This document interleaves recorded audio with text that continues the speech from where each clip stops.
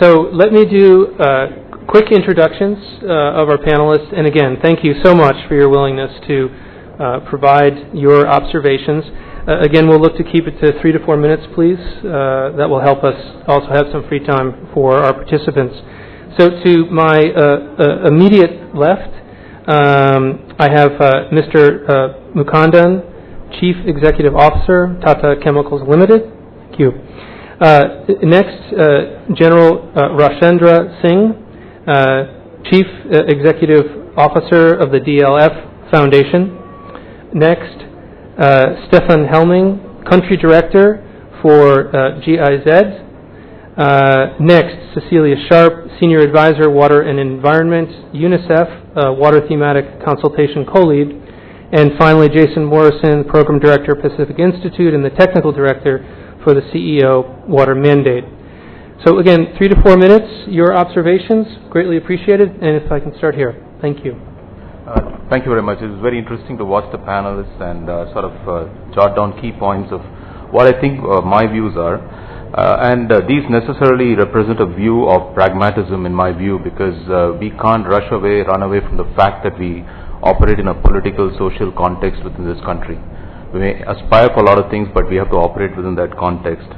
So let me just start with first by saying that this is a congregation of converted, and lots more we need to bring into this room. And we should work with missionary zeal, not with the negative energy, but with a lot of love and a lot of reaching out to the people who may not know enough. I think that's the first principle with which we need to work. Secondly, I think big companies and listed companies have a role, and that role is of being a role model and a catalyst. We can't think of this as a burden. We have to think of this as a responsibility. So essentially, I think there's a difference between think of this as an economic burden, but I think we have to move into a more motivated category of saying that we have been given a wonderful responsibility by the society of being role model and catalyst. The second issue is that I think many people spoke about polluter pays, user pays, but there's a big elephant sitting in this room. Not all users will pay. We know that. So I think we need to move from just the models of economic contract to social contracts. They work better in the field. We have seen social contracts have even more powerful mechanism in this country than economic contracts. So just don't limit yourself to economic contracts. And government join us. I think government is a powerful force. We've seen it work in many, many parts, but let's not berate the government. I'm not standing here for the government. Don't mistake me for being a government spokesperson. Dr. Asolekar spoke very eloquently about various points. He comes from an esteemed institute, which I'm also alumnus of. So obviously, this is all funded by government. We are all products of thinking which government of India has done. And I think there's a lot of good which we need to partner with government and engage with government. I think maybe next time we should reach out to them much earlier. That's a failing on our side rather than complaining about government. I think we failed. We need to reach out. So I like to put the context differently.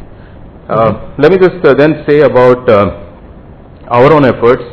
I think Tata Chemicals, we have a flourishing business which started because of water. We owe it to water. We have a branded salt business, consumer business, which we sell salt. It started as a make-up water plant.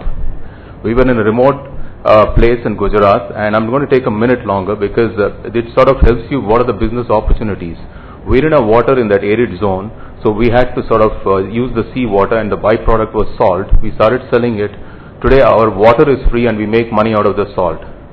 So I think there are immense business opportunities. We also have water purifier business, Swatch, which is clearly a business opportunity which has come out of the fact that there is need for greater access for pure water in this country. Other than that, I think our efforts at the community level have been more at the watershed management level in Gujarat, where we have done tremendous work in terms of salinity ingress management, as well as making sure the water table rises.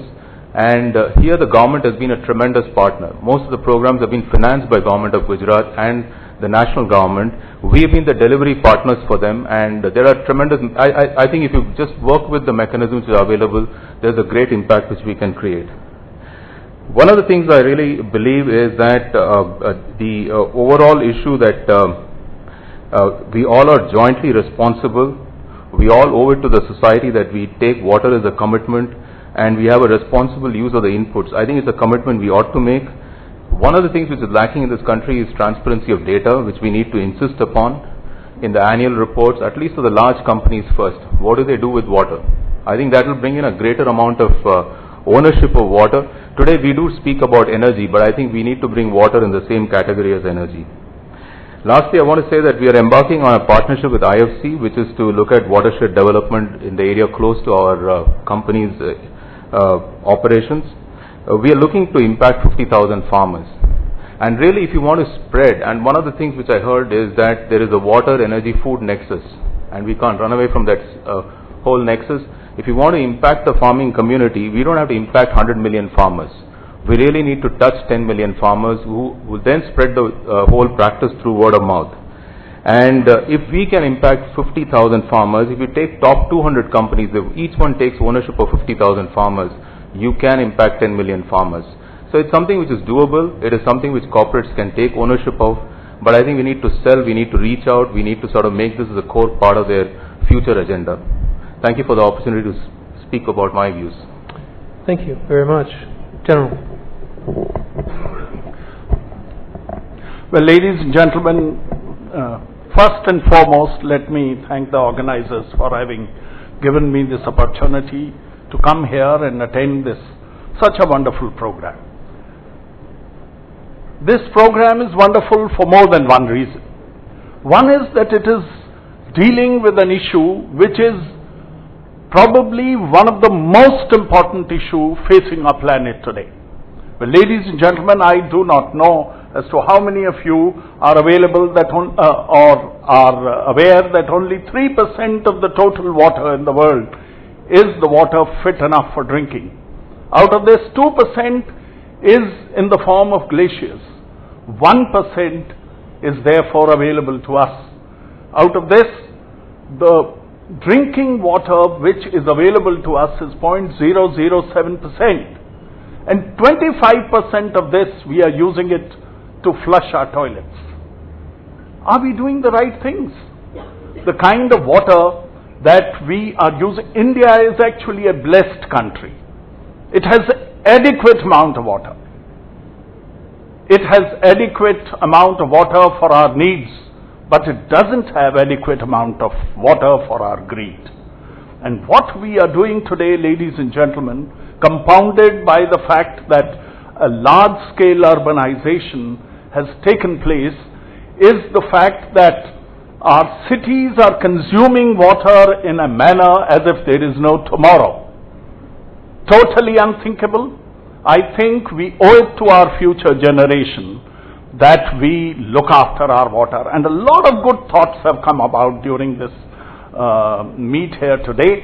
And I am indeed very happy to say that I am going back a much more wiser man. Thanks to some brilliant ideas which have come, that firstly we need to put water on a pedestal that it invites the attention of all stakeholders. Government, the most important stakeholder, whose record in water conservation is not bad. People, the next important stakeholders. I think their record needs a lot of improvement. The amount of water that we are wasting today needs a tremendous amount of change. The third stakeholders are our corporates, our industries, and our other people who use water. I think there is a lot which can still be done, like Dr. Solkar was mentioning. I think a lot has already been done as far as big industries are concerned. There is a lot which still needs to be done about controlling the small-scale industries. I don't know how is that going to be done, but I think we need to be much more stricter, we need to be much more firmer in implementation of our laws and in ensuring that everybody follows the rules that we have set for ourselves. The third point, which is extremely important, is the fact that what do we put in our Millennium Development Goals? I was very fortunate to be invited in the consultation we recently held in Delhi about the revision of these goals and the goals that we are going to have post-2015. by the UNDP, also in consultation with the CII. And let me mention, I think there is a lot which needs to be done. If you want to find goals from every little issue, you can find 20 goals. You can't have goals for wash. You can't have goals for waste management. You cannot have goals for every small little thing. You have decided on 8 or 9 things. I think we must concentrate on 8 or 9 most important things which are important for humanity tomorrow. And I think those things, in the order of priority, they are is first the core values which one of the gentlemen here talked about, is about preservation of your natural resources. And in that water comes, it has a place, important place. But preservation of natural resources, those should form 1 or 2 goals. Next thing which comes to is improvement in the quality of life of human beings. Well, ladies and gentlemen, I have had the privilege of heading a United Nations mission in Ethiopia and Eritrea, and it is seen to be believed that for a nation or for nations who are so full of natural resources, for nations who have so much of rainfall which is coming to them, half of their population suffers because of drought, because of bad water management. For the kind of lifestyle which half of Africa lives in is seen to be believed. I think we need to put about 4 or 5 of those goals in that. That is poverty elevation, bringing people above the poverty line. As far as our third goals are concerned, are the social evils which needs to be eradicated, like your women empowerment and others. Water has an important role to play. But every small issue of the water, I'm afraid, ladies and gentlemen, cannot be put in the next development goals. Otherwise, we will be losing focus on other things. Thank you very much. Thank you.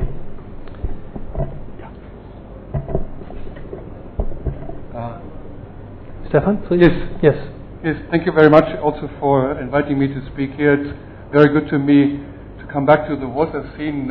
With Josefina here 10, 12 years ago, we were doing this big conference in Bonn, 130 governments, all the private sector, business, stakeholders from civil society, and it's good to be back into this. As a GIZ in India, we were working on a lot of the topics. We have been for 10, 15 years that have been discussed today. Industrial, urban water management, watersheds. We've also been working with the Ministry of Corporate Affairs on CSR guidelines. And I can tell you, when you are talking government, of course, it's very good to work with government. We work with government all the time. We also work with the private sector. We work with the civil society. It is a thing that can be done. And I'm sure it will happen. And the role of government, of course, is paramount for the water sector. In India, sometimes government can be part of the problem. That is not my assessment. That comes from the Planning Commission. Government is a facilitator, government is a provider, government is a funding agency, and there are problems. But without government, there's no solution. So that is very important. My message is to the private sector, because we have seen the scene was laid out very well. I think this morning you asked me to summarize what I've heard. What we've heard from Terry, from WWF, from FICCI was very clear. There is a threat for business from water scarcity, from water pollution. It's a water security issue. Bastian made that very clear. I like the presentations on the water footprint and on the disclosure project. What I feel also from the background of our work here is CSR is not enough. There's a huge transformation needed and I'm talking about business. I'm not talking now about agriculture, I'm talking of business, all branches of business. We have seen today the very good work done by the Tatas, done by our colleagues from the food and beverage sectors, which have a special relationship to water. But that is not the tip of the iceberg, but the tip of the iceberg. When I look at India, we have huge corporate sector. We have one part of the corporate sector that trades internationally, has a lot of pressure from consumers, from buyers, and does a lot of reforms. There are other sectors which have less of that. We have sectors which are closed to international competition, so what's happening there? Where's the pressure to perform?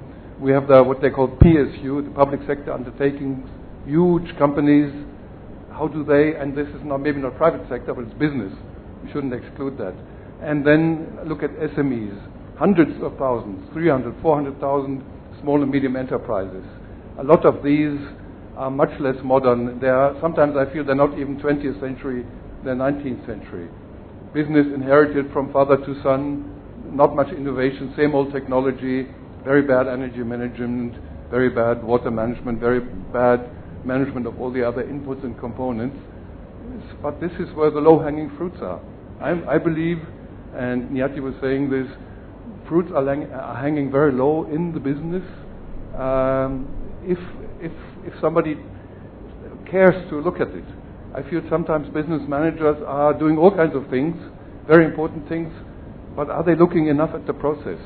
So the solution, I think, is in this process, small things, one improvement by the other, thinking globally, yes, thinking holistically, but doing things, very small improvements. I've talked to my colleague when we came here. He said, who's doing a lot of this work, 100 stories he can tell where payback was 2 to 3 months of small interventions, small changes that have really yielded great success in water management, but the same is true for energy management, all these others. Somebody was saying Ohio principle, own house in order. And I think that is a very good way forward. I think it can be done with government. Indeed, there needs to be more cooperation between government, between the industrial stakeholders and the civil society. It is possible, and I would love as a GIZ to be part of that in the future. Stefan, thank you. Cecilia. Thank you very much for giving me the opportunity to do some reflections of what we have heard today. I come from the perspective of the process of Post-2015 and as co-leading of the Thematic Consultation. So I will try to link what I have seen or heard in the Thematic Consultation with what I have heard today. If we have some convergence in the messages on the challenges and priorities, which I think we need to have a sound basis for formulating a new goals and targets on water, if that is what we need. If I also have time, I will say a few words on where I see businesses can assist in developing this framework and this agenda. So the thematic consultation of water is still ongoing, and therefore what I'm saying is just reflections. There is no decisions made so far. So it is an ongoing process, and I'd also like to reiterate that whatever comes out from this consultation today and these discussions we are having today will find its way into the bigger picture. So whatever we talk about will be part of the final outcome statement from the thematic consultation. It will find its way, hopefully, into the high-level panel's report and the Secretary General's report, etc., etc. So it is an important moment with the messages that we create today. If I look at an overall general level, what I think has come out from the thematic consultation is that we have repeatedly heard that water is a determining factor for the 3 pillars of sustainable development. We are particularly emphasizing the cross-cutting nature of water, and water is important for reaching also other goals and developments in health, in education, but in environment, in economic development, and agriculture, etc., etc. So, and there is also a lot of intrinsic linkages in the wider water agenda, and I think that's why we have concluded that we do need a water goal, a standalone water goal. And this water goal should try to address the 3 different subtopics which we have to discuss today as sub-targets. So in the consultation, I also think that we have reiterated this today. Most of us has reiterated, yes, we need a global goal on water, and I think that's a very good thing. So we have something to take away and advocate for in the future process. Then we have, of course, tried to collect views on the different subtopics. Where are we? Where are the key challenges and priorities for the future in WASH, in water resources management and wastewater management and water quality? A reflection I can make is that in wash sector, we had an MDG. We are more advanced. We know very well where our shortcomings are, what are the challenges for the future, and we have also been able, I think, to formulate for ourselves a vision where we want to go. We know that we have an unfinished agenda when it comes to sanitation, which is huge. We know that human rights are basic, and we need to address inequalities and reach out to poor and discriminated people if we want to reach universality. We know that sustainability and safety are issues in water supply. So we have been able, through an expert process, to formulate ourselves already, and we have a proposed target for water, which is universal access to safe and sustainable water, sanitation and hygiene, reaching out to everyone without discrimination. And I think this is a very strong case. When it comes to water resources management and wastewater water quality, it's clear that it's more difficult. It's a wider agenda, it's a broader agenda, and we don't have any experiences to lean on. So it's also clear that when it comes to the challenges, it's a little bit diverse. But I can see from the discussions today that there is a convergence in the discussions, and I think that the themes that has come up during the thematic consultation has also been reiterated today. And that is, of course, that water demand is likely to increase, and we are going to have a growing water scarcity. We have got ample examples today from what is happening here in India. We also know that extreme weather events will happen. Floods and droughts is already affecting our infrastructure, our food production, etc., etc. We are not resilient and cannot manage these yet, and we have to build in these processes. Water quality is deteriorating, and we need to be sure that we are providing safe water. That means we need to look after wastewater, we need to improve land use and waste management, etc., etc. And I think we have got a very good example from Tata still today that it's possible to do a lot of things, but globally it's a huge challenge.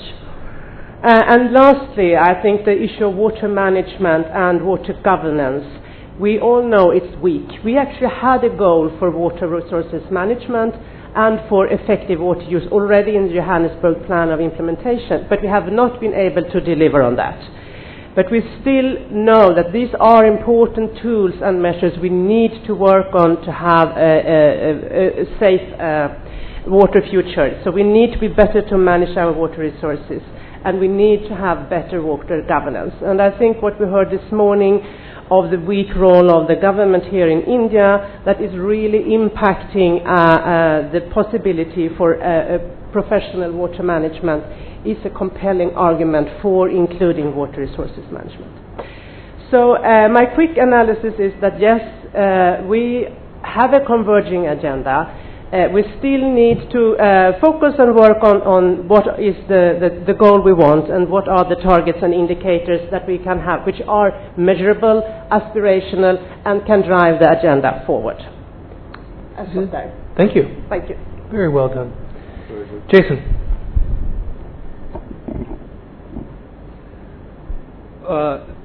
Consistently across every session today, we've heard that there should be a goal around water. And I think that's not entirely surprising, since we're the water people at our respective organizations, but I think that's more a view that's more broadly felt, and it's a good starting point. What is not clear is, for water, what is the goal, the overarching umbrella idea, and then what are the targets that underpin it, and then what are the activities that you implement in order to achieve that? And I think we haven't organized our conversation around that, but I think that is where this conversation needs to go to in order to progress to a development framework post-2015. A number of people have talked about water security, and in fact, out of the Breivik consultation process that Philippe talked about, water security was recognized as perhaps an overarching concept of what you might work toward. And what we heard from Bas in the morning, that in essence, water security is the business case and why the private sector would actually care about the water issue and getting aligned with the policy objectives. But of course, water security is a broad notion, and it's not entirely clear what falls in. In fact, many people could place many things within that broader concept. I would suggest that if you think about sustainable development for the next 25 years, and you don't consider the simple idea that long-term demand has to come in line with renewable supply. It's a fundamental idea behind sustainability.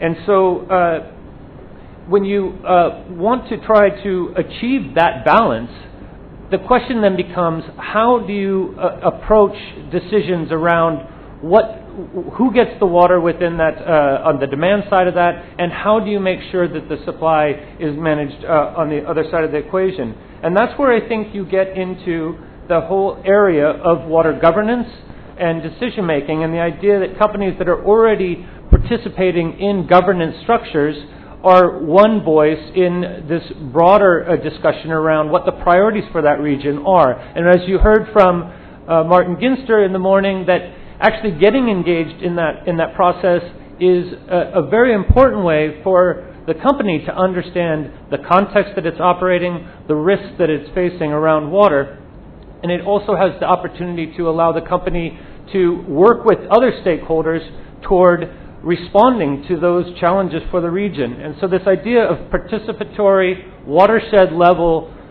structures allows to get around to many of the things that we heard today about the challenges of moving this forward. If you're focusing at the watershed level, you have a better chance of identifying where the shared risk is and where the shared interest in responding to it is. And as you also are able to set goals and share rewards, as Mike referred to the idea of common goals, shared rewards, and when Martin referred to the idea of you got to have something in it for everybody in order for it to be able to work.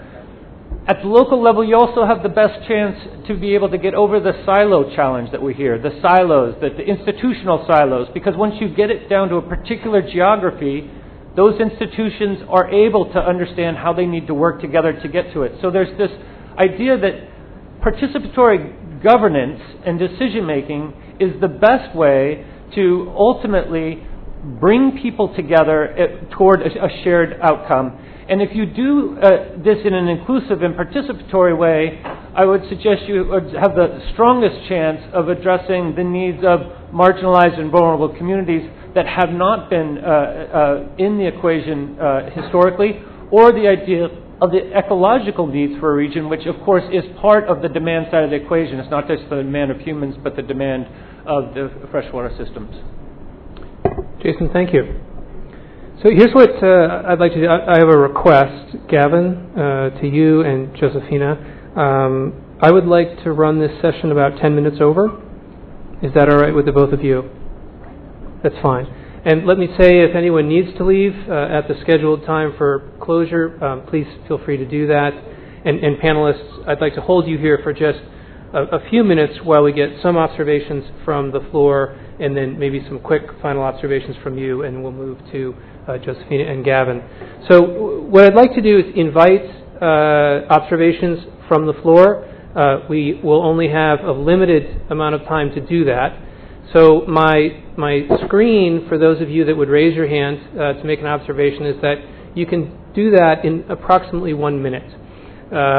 So we can move through a few.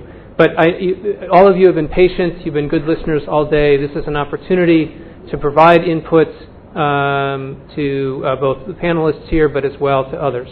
So, would anyone like to jump into the conversation at this point?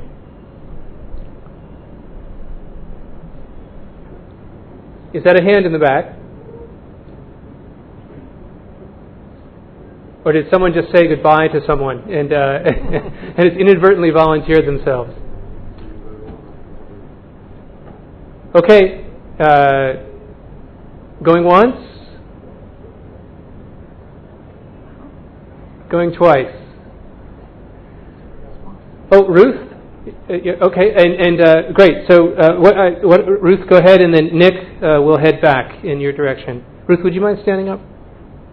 Thank you. Yeah, so I just wanted to make the observation that, we've heard a lot of different perspectives, and I think that's a critical piece of this, that, water is inherently complex, and it is inherently cross-cutting. And so as we look on how to go into the future, we need to grab hold of that in some way.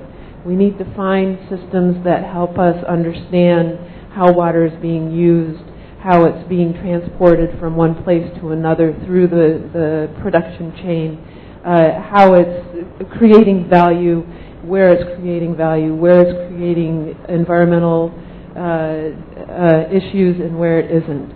And how to think of that in a global sense as well as a local sense. So that's a mouthful, but that's the challenge that we have going forward if we really are going to meet this idea of sustainable development. Ruth, thank you. So, Peter, Nick, to your right there. And Nick, if you'd introduce yourself since you haven't been on the panel. Nick Hepworth, Water Witness International. We've heard some brilliant stuff today, really good ideas and good examples. And I'm going to go slightly off target on the panel's goal, but a bit of a challenging question. Lots of the discussion seems to be similar to the discussions we had 4 years ago in Istanbul at the Sea Water Mandate meeting that I attended there.